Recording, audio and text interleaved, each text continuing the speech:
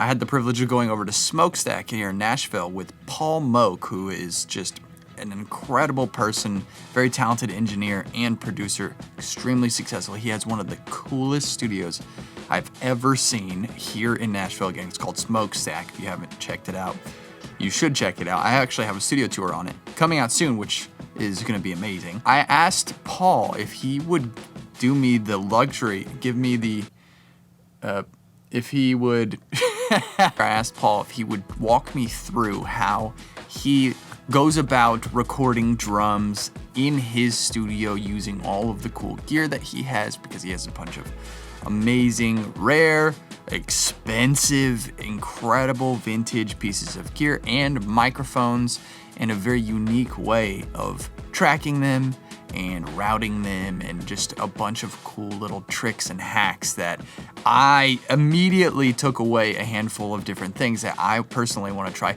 here in my home studio, and I'm sure you'll have plenty to take away for your own workflow as well. So hit the like button, subscribe to the channel, and let's jump over to Smokestack with Paul Moak. When you track drums, can you walk me through, let's say you have it set up now and we change nothing. Can you walk me through the signal chain of how you would route those mics and what they're going through? Yeah. Start with kick in. Most of the preamps and EQs are going to be Neve.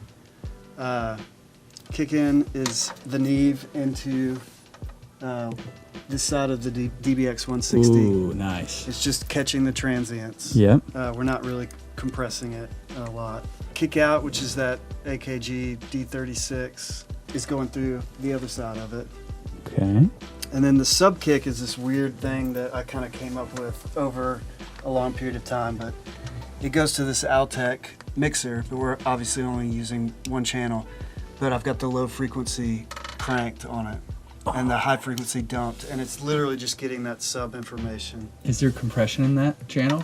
No, because it just, Yeah. it's just the, Rumble, yeah. you know, but I'm actually running it after that into DBX 120, which is a subharmonic synthesizer. Oh, cool. And it adds another octave below the sub information. So, and then Holy cow.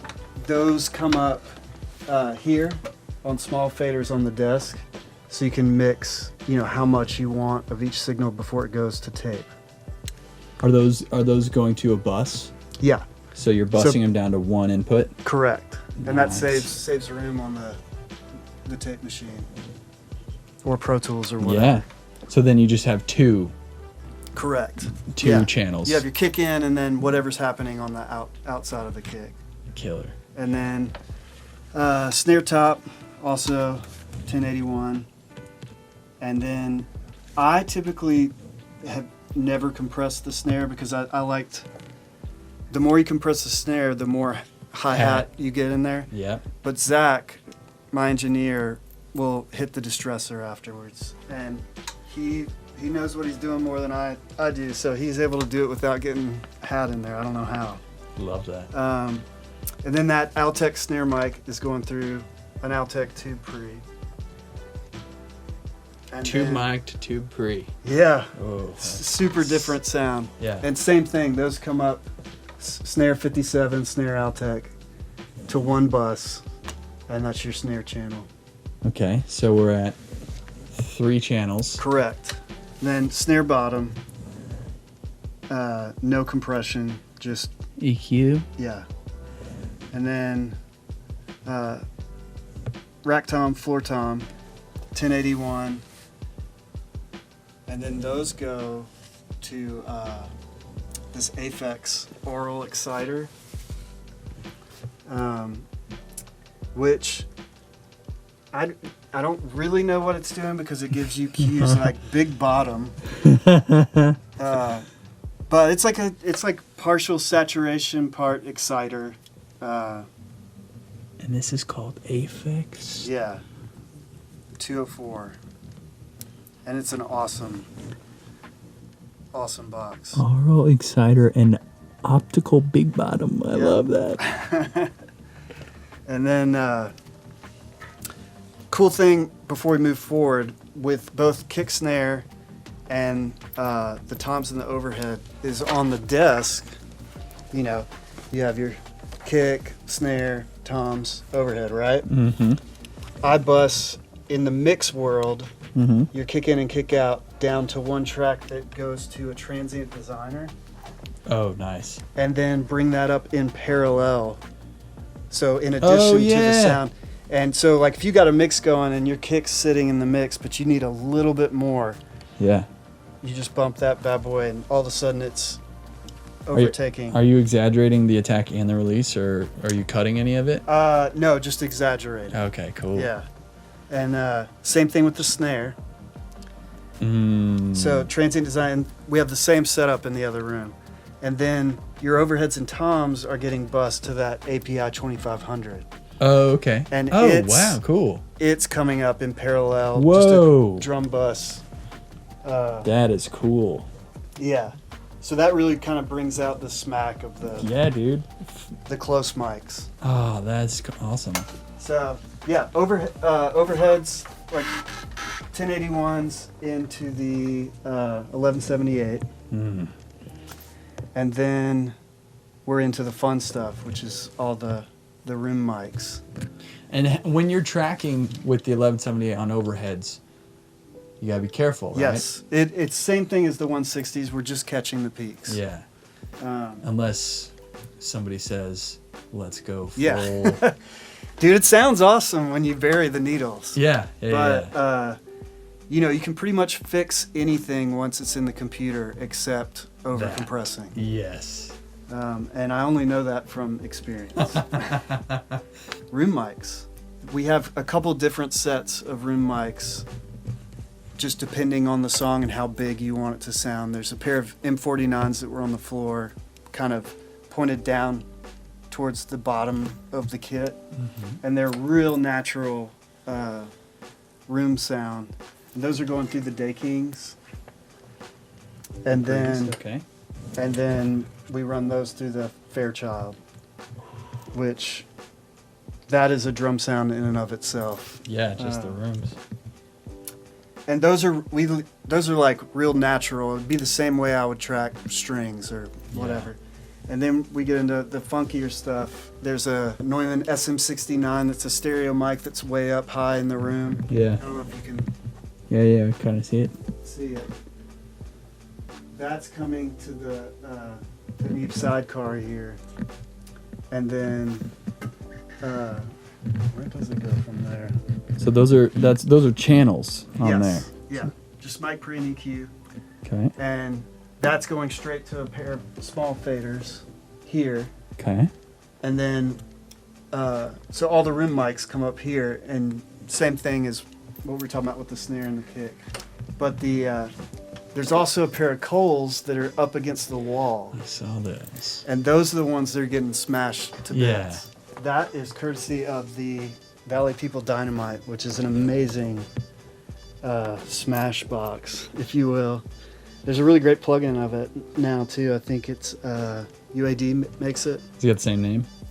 Yeah, I think Valley People. Nice. I think it even looks like this. Oh, the pre's for those are the color boxes. So you can really kind of drive them. So that's kind of like an outboard world way of kind of saturating something in the box. Getting a vibe right, Yeah. if you want it. And so obviously that's way gratuitous. You would never have all that going at the same time. Sure. But it allows us to work quickly between songs like, okay, this song's a big open room vibe. Okay, well, let's choose these mics. And then there's some even funkier stuff, like on the floor underneath the snare drum was an old Ampex like memo recorder microphone from the 60s, and it's going to this Space Echo. Oh, cool. So you can really kind of do whatever you want with it, whether it's a slapback or do it kind of in time with the song. And you gotta be careful, you get lost. Oh, yeah. Lost in space, man. Lost in space. So just funky stuff like that to try to keep the vibe alive and inspire more creativity. And then, so you got a bunch of room options. Are you bussing those as well to just two? Yeah. Whatever you pick? Yep. Okay. So I'm a big believer in like having options, but committing on the front end. Yes. Because once it gets in here, you can get lost in that world too. Yeah. So just try to keep everything where we're making decisions along the way, where when you're ready to mix, the song is pretty much already there. Yeah. That's killer, dude. Yeah. So fun. Oh, there's one other room mic out there. It's just a mono U47. It comes up there, and it's this Ampex tube pre. Oh yeah. Into a all buttons in 1176. There we go. I was looking over at that 76, like, you're not using one Yeah. on the drum? Yeah. Yeah. And that's, again, that might even be like the only sound, like that might be the drum sound for one song, would be Yeah. just that one mic. You Yeah. know? So it just So depends cool. on, you know, we work on a lot of different type of music, so I want to be able to kind of ebb and flow depending on what the song needs. That's awesome. Thank you for showing me that. Yeah, absolutely. So I wanted to tell you two things before I wrap up this video. First thing is, if you are interested in learning more about recording drums or recording in general, I want you to go to the link in the description that takes you to my website and put your email in there. I'm working on 2 different courses that I want to release. One is going to be recording for beginners, and then the other one's going to be more focused on recording drums yourself. If you're a drummer, or if you're just interested in learning more about recording drums and getting great drum sounds, which then makes the mixing process that much easier, put your email down in there and I will reach out to you when those courses are about to drop, so you can order them for yourself. I'm really excited about that. Second thing is, if you're recording drums, I wanted to show you this stereo bar I just got from Sweetwater. They sponsored this video, so thank you, Sweetwater. But check this out. This is the AEA SMPS.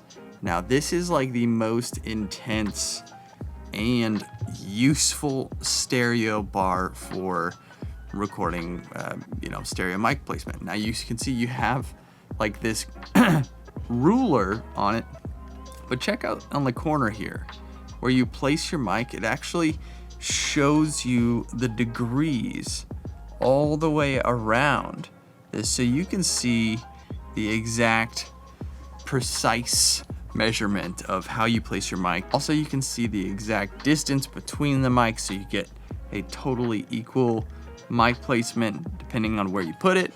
Really heavy duty. This is like, I don't know, steel or metal. I'm some kind of metal. I'm not the right person to ask, but it's the most heavy duty stereo bar that I have seen, and I'm putting it up on drums today. I'm really excited about it, and I just want to show you, because stereo bars are incredibly useful on overheads and other techniques as well, but for me as a drummer, insanely useful, and I'm very excited about this one. So I wanted to show you this one in case you're looking for a good overhead stereo bar solution. This is the best one that I've found. Again, it's made by AEA, and I'll put a link to it down in the description.